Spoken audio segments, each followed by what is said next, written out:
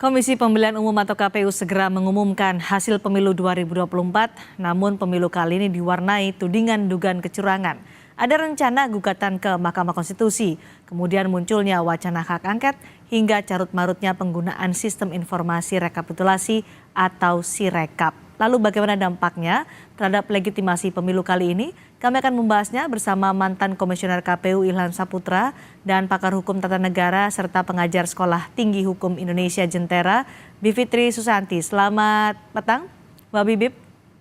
Selamat petang, Mbak Cindy. Terima kasih sudah bergabung. Kita masih menunggu nanti Pak Ilham bergabung bersama kita.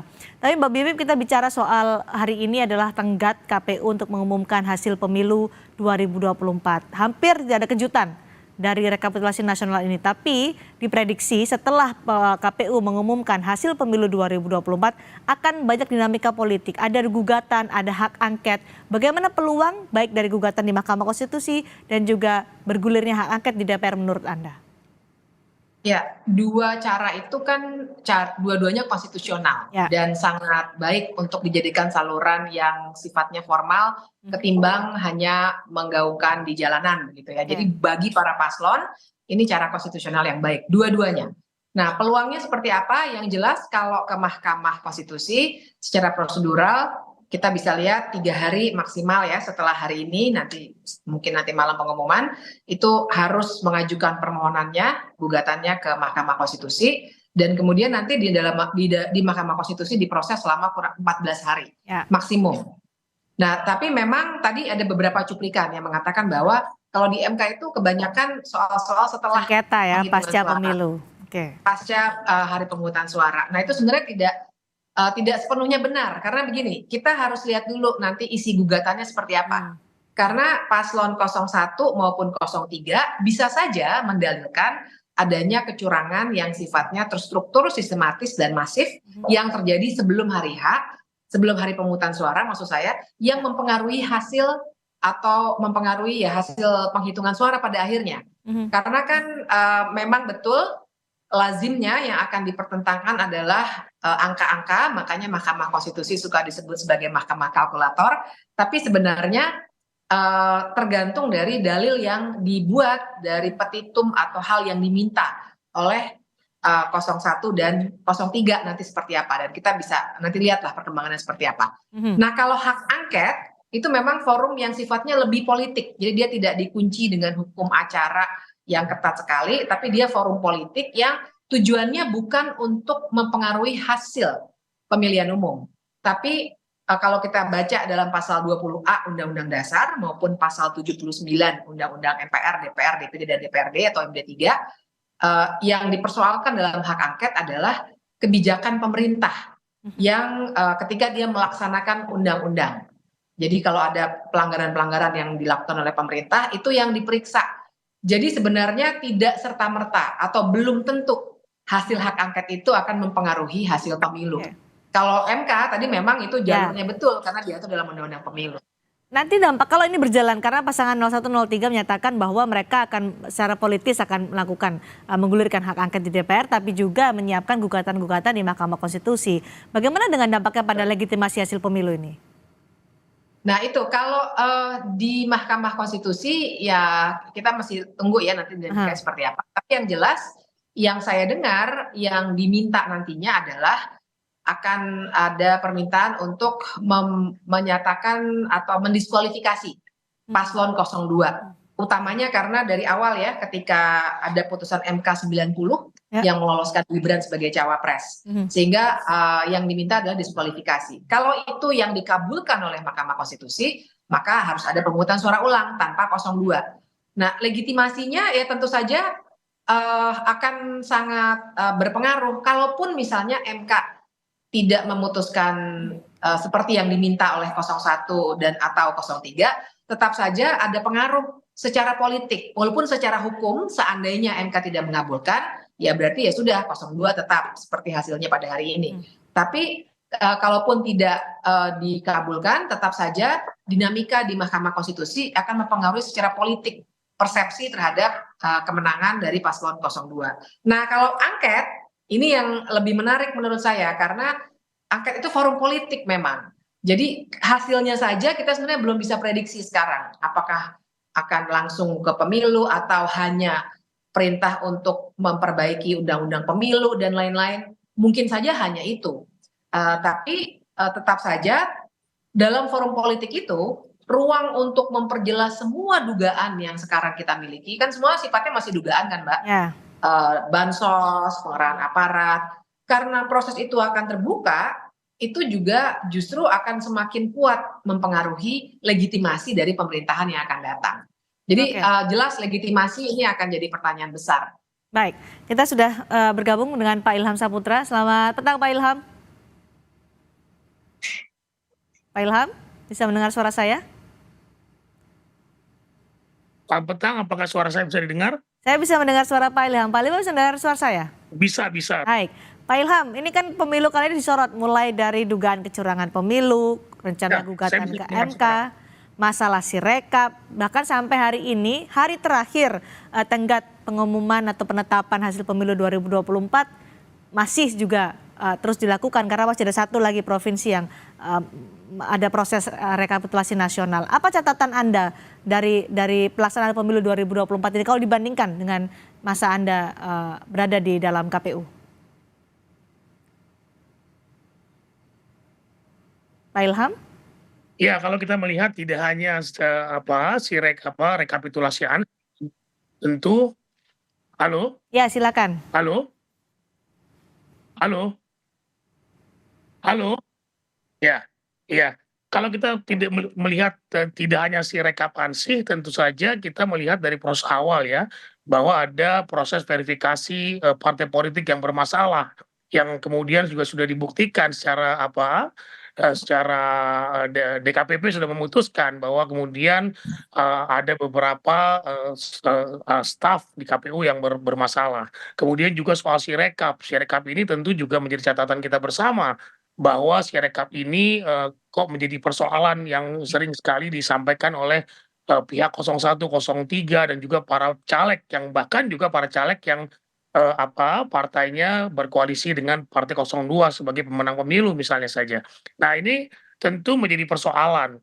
Masyarakat menjadi penuh prasangka, masyarakat menjadi sakwasangka dengan pekerjaan yang tidak profesional ini gitu ya. Nah, ini yang menjadi masalah. Beda dengan kami walaupun memang situng itu ada persoalan, tapi kami terbuka, kami datang ke TV-TV, kami menjelaskan apa persoalannya, kemudian kami membuka hotline, dan kami tidak pernah menghentikan proses situng sampai kemudian menunda tahapan, tidak pernah sama sekali.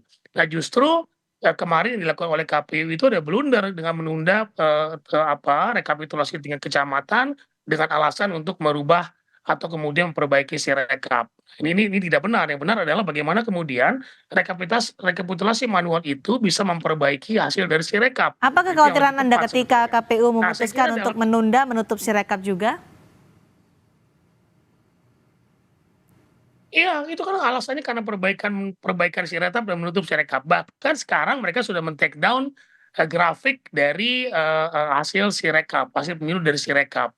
Nah, ini bagaimana mungkin masyarakat kemudian punya yang kemudian masyarakat biasa dia melihat hasil foto kemudian memilah-milah secara dapil mereka, kemudian baru tahu hasilnya dengan menghitung dengan kalkulator manual misalnya saja. Ya itu tugas KPU menjadi gagal menurut saya karena tugas KPU menyajikan informasi yang matang kepada masyarakat day by day terhadap perkembangan pemilu. Nah, ini yang menjadi catatan sebetulnya. Mhm. Seperti itu, Mbak.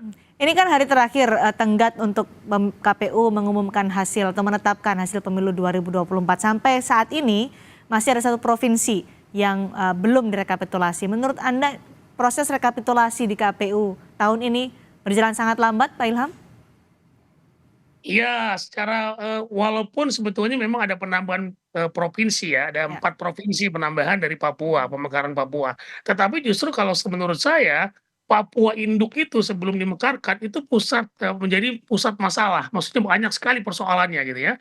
Harusnya kemudian ketika sudah dimekarkan, permasalahan itu bisa dikanalisasi gitu loh ya, Papua Pegunungan yang dulu bagian dari Papua induk, kemudian Papua Selatan, kemudian juga ada beberapa provinsi lain yang dulu bagian dari Papua Induk. Harusnya jauh lebih mudah, tetapi ternyata berbeda. Mhm. Justru kemudian Jawa Barat yang biasanya di kami itu tidak terlalu banyak masalah ketika periode kami, malah sekarang justru malah terlambat gitu ya. Nah itu yang kemudian dikritik oleh Ketua KPU sendiri kepada jajarannya, Jawa Barat malah terlambat. Nah ini harus diantisipasi pada periode-periode pemilu berikutnya. Karena apa? Karena harusnya hal itu tidak terjadi, misalnya keterlambatan dari Jawa Barat. Ini harusnya disupervisi langsung oleh KPU, didatangi apa yang menjadi masalah. Kami juga pernah terjadi seperti itu ketika di Sumatera Utara.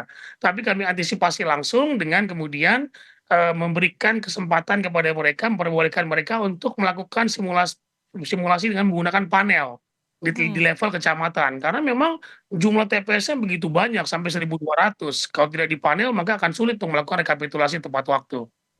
Ada juga Pak Ilham soal tudingan kecurangan pemilu dilakukan yang sebelum pemilu, kemudian ada tudingan bahwa terjadi secara masif pada pemilu presiden, bukan pemilu legislatif, ada campur tangan untuk memenangkan salah satu calon presiden. Anda juga mempunyai catatan kritis soal itu?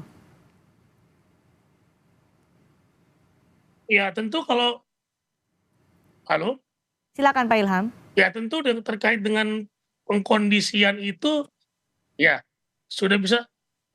Sinyal saya nggak bagus nih. Halo? Silakan Pak, kami mendengar Pak Halo? Ilham dengan jelas. Oke, baik.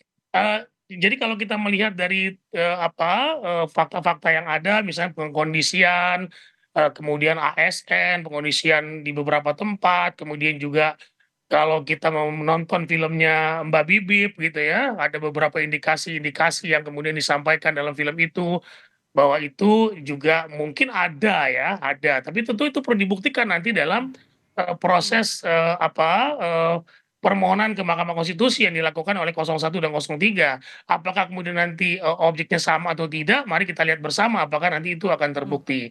Seperti itu. Terstruktur, sistematis, dan masif Mbak Bibip. Ini kan tudingan yang selalu digaungkan terkait dengan dugaan kecurangan pemilu 2024. Kalau itu dibawa ke hak angket, kemudian juga dibawa ke gugatan Mahkamah Konstitusi, seperti yang dikatakan Pak Ilham, permasalahan adalah soal pembuktiannya. Nah, menurut Anda, bacaan Anda Mbak Bibip, untuk membuktikan tudingan soal kecurangan pemilu ini akankah serumit itu?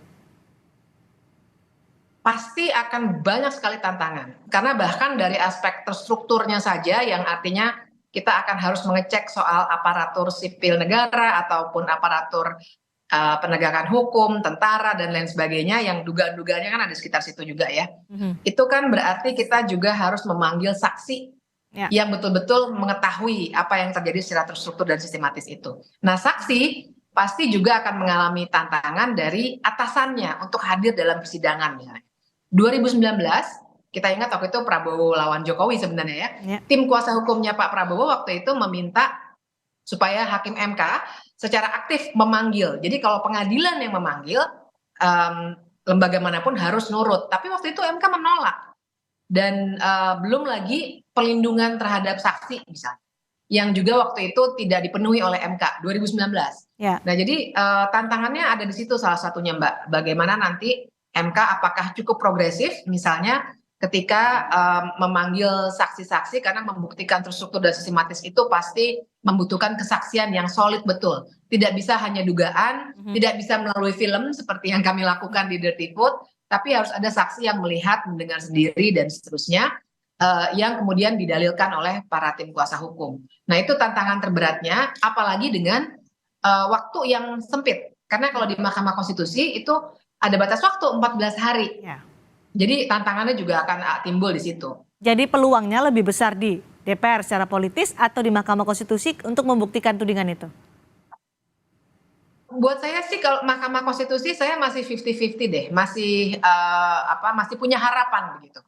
Kenapa? Karena komposisi hakim yang baru dan sekarang 8 ya, karena Pak Anwar Usman tidak boleh ikut. Ada 2 yang baru yang mudah-mudahan bisa memberi warna baru, dan ketuanya Pak Suhartoyo itu juga dikenal progresif. Jadi kalau mereka bisa membuat terobosan, sekarang juga misalnya Majelis Kehormatan MK sekarang proaktif nih, sudah melihat proses perselisihan hasil pemilihan umum ini. Jadi artinya sudah mulai ada terobosan. Nah kalau itu dilanjutkan, bisa saja MK membuat terobosan. Tapi buat saya tetap MK itu saya masih punya harapan, tapi yang angket juga penting.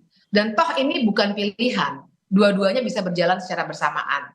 Jadi dimaksimalkan juga di angket supaya kalau di MK tidak bisa maksimal, di angket paling tidak warga biasa seperti saya ini tidak punya kekuasaan bisa tahu melalui wakil saya benarkah ada masalah di bansos, ada masalah pengarahan aparat dan lain sebagainya. Jadi dua-duanya mesti dilakukan secara maksimal. Dilakukan secara optimal. Pak Ilham, ini kurang 5,5 jam lagi sampai batas waktu pengesahan atau pengumuman hasil pemilu 2024 yang dilakukan oleh KPU pukul 23.59 menit. Berdasarkan pengalaman Anda, ini kan satu lagi Provinsi Papua yang belum direkapitulasi. Pengalaman Anda butuh waktu berapa lama untuk melakukan rekapitulasi satu provinsi? Kita bicara soal Provinsi Papua.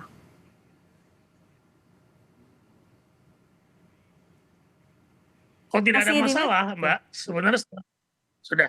Ya, Kalau silakan. tidak ada masalah setengah jam itu selesai sebetulnya, ya. Kalau tidak ada masalah. Tetapi kalau kemudian nanti banyak muncul pertanyaan, kemudian Ya. juga Bawaslu Provinsi melalui Bawaslu RI juga kemudian mengajukan pertanyaan-pertanyaan terkait ada potensi-potensi kecurangan, penggelembungan suara, dan kemudian ada konflik internal antar partai dan sebagainya, itu biasanya nanti akan memakan waktu, ya. Apalagi ini Papua gitu kan, Papua Induk walaupun sudah dilakukan pemekaran ya di Papua. Tapi saya kira kalau tidak ada masalah ini 30 menit pun selesai. Tapi kalau ada masalah mungkin bisa membutuhkan waktu 2 jam sampai 3 jam. Nah ini yang saya khawatirkan terkait dengan waktu ini. Tapi untuk pengumumannya Anda yakin bisa dilakukan malam ini sebelum pukul 23.59 menit, Pak Ilham? Saya berharap ya untuk segera bisa diselesaikan karena memang ini nanti akan memicu persoalan baru kalau kemudian ini tidak selesai ya. Pertama ketidakpercayaan masyarakat terhadap penyelenggara pemilu, akan memicu ketidakpuasan masyarakat juga terhadap hasil pemilu. Nah ini akan sangat berbahaya secara politik. Baik, terima kasih Pak Ilham Saputra, terima kasih juga Mbak Bebe sudah berbagi pandangan soal pemilu 2024 bersama kami di Sapa Indonesia Malam. Selamat malam.